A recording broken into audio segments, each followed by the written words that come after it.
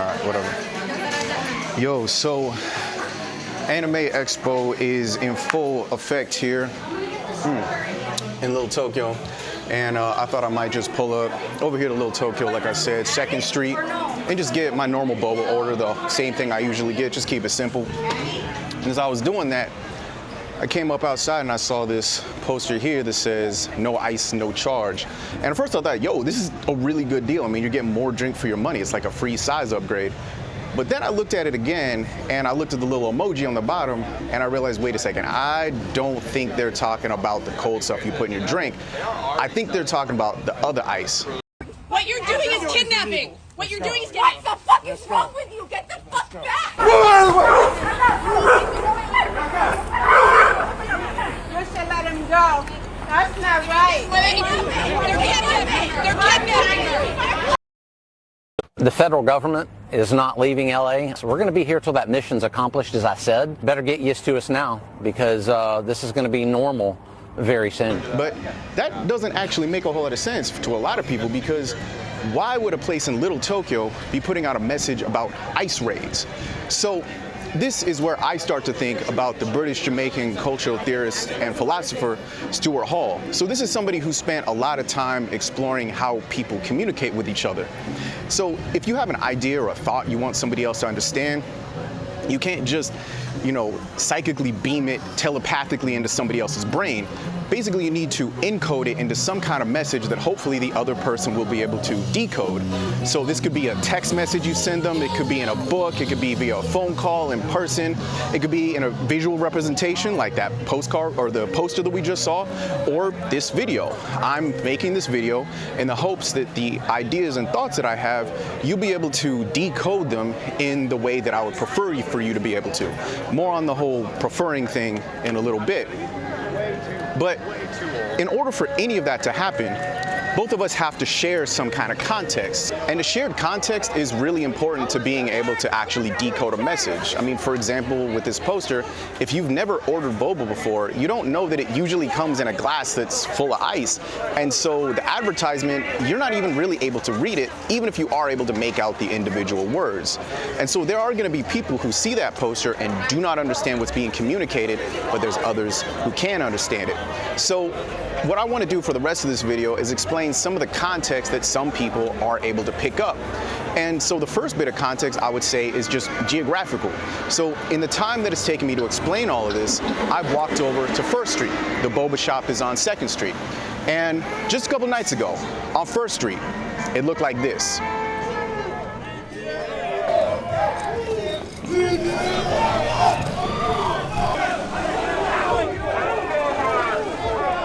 Back up. Back up. Back up. Civil rights! Leave the area. Your car is eventually going to get towed. But you remain here and continue to board. We already have your license plate. We're going to clear your vehicle. And not too many days before that, it looked like this. Get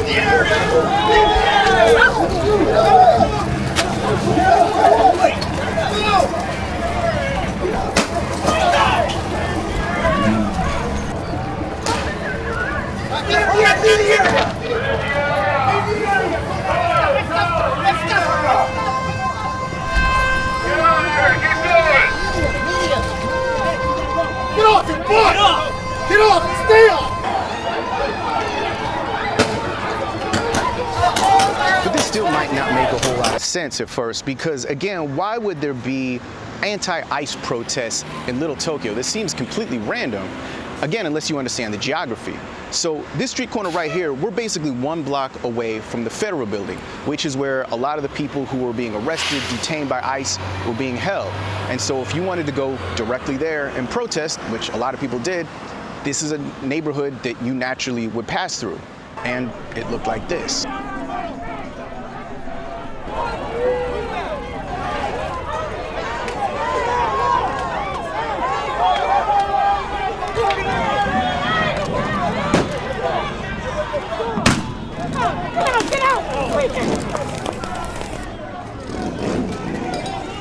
And speaking of the geography, right now we're right over the bridge from Boyle Heights, which people in Los Angeles would know is a really heavily Latino population.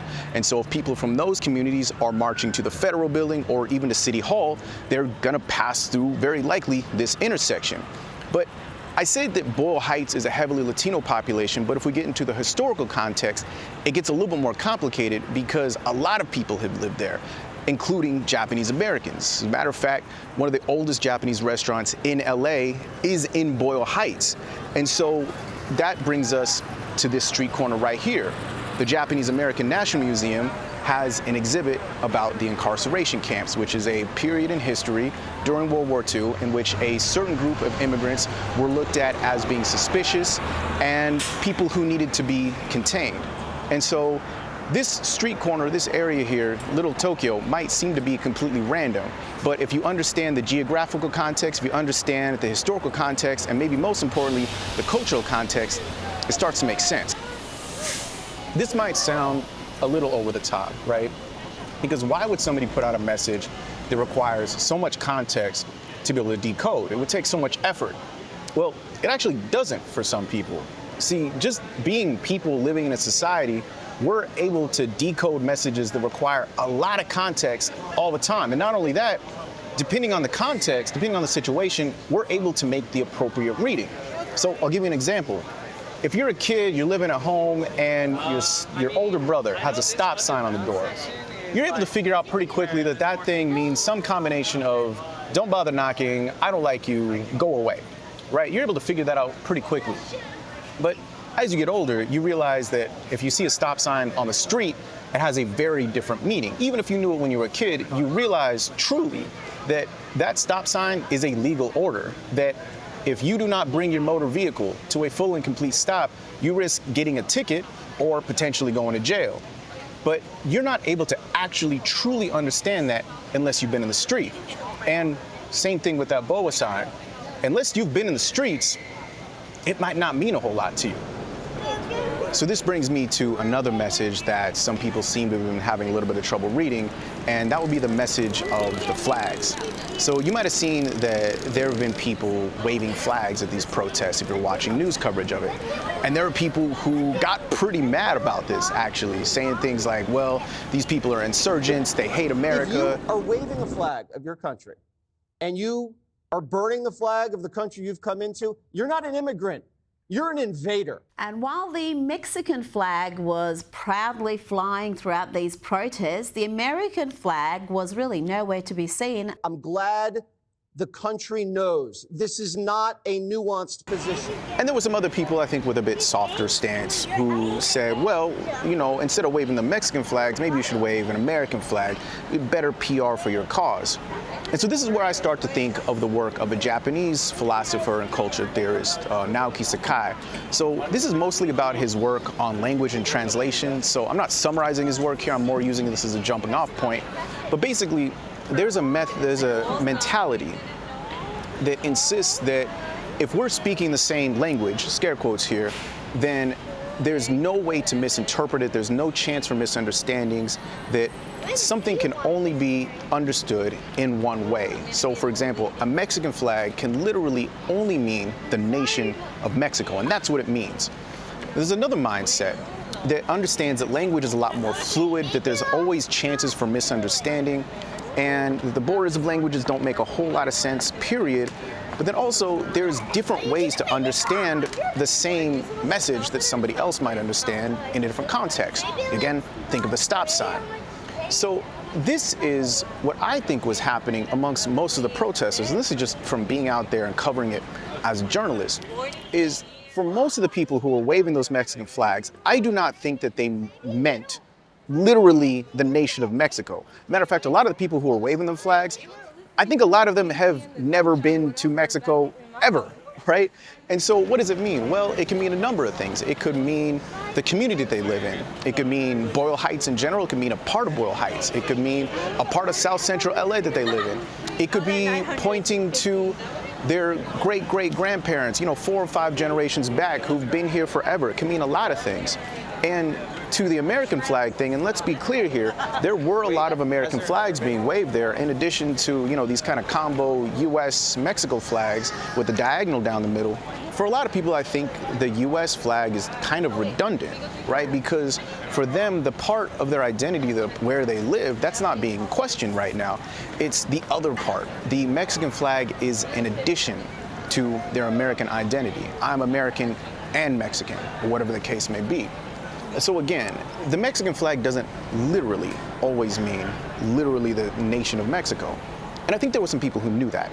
I think there were some people who saw those flags and got mad, knowing that they weren't literally talking about Mexico, but chose to read it that way. And so this brings me back to Stuart Hall, who would call this an oppositional reading, right? And this is when you understand the message. Basically, I understand what you're trying to tell me, and I could decode it in the way that you prefer, but I am choosing to read it in a different way because I don't like what you're saying. So I'm choosing to believe, even though you're probably just talking about Boyle Heights, I'm choosing to believe that you hate America, right? I think there are some people who are like that. But I also think there was a pretty big group of people who were at home getting mad and just misunderstood it. It was a simple misunderstanding because they didn't have the context. They couldn't read it. And so it wasn't that these are bad people, it's that they're illiterate. And I say that with all the well wishes and all the respect in the world because, yo, look, I mean, if you're literally a bad person, that requires some internal work to fix it. I don't know where to address that. I don't know where to start. But everybody can learn to read, right? So another thing that's worth keeping in mind here is that for people who are at home getting mad about all this, the messages that were being sent with these flags might not have been for you to read at all. What I mean by that is somebody who was at a protest waving a Mexican flag was very likely speaking to other protesters, not to the news cameras and not to somebody sitting at home on the couch watching news coverage. And another thing that I saw a lot of, and I think this is probably the best exemplification of this, is I would see a Brazilian flag next to a Honduran flag, maybe a Salvadorian flag, and yeah, a Mexican flag, and people all standing pretty close to each other waving those flags. And I think this is a kind of sending back and forth of a message that they're able to decode in an instant because of the context without needing to speak. And the message probably goes something like, hey, you have ancestors or people from a place that is a little bit different from mine. We have different cultures, we speak differently. A lot of our people may not even like each other all that much, but we're putting all those differences aside, and isn't it great that we're all out here supporting something that we find to be important? So again, if you were getting upset about these flags, and let's be real, if you're still watching this video, I don't think that's you, these messages might not have been for you. You're getting upset over something you eavesdropped on because these were messages that were never meant for you to read. And this brings me back to the poster in front of the boba shop, because this is also a message that I think is not really meant for everyone.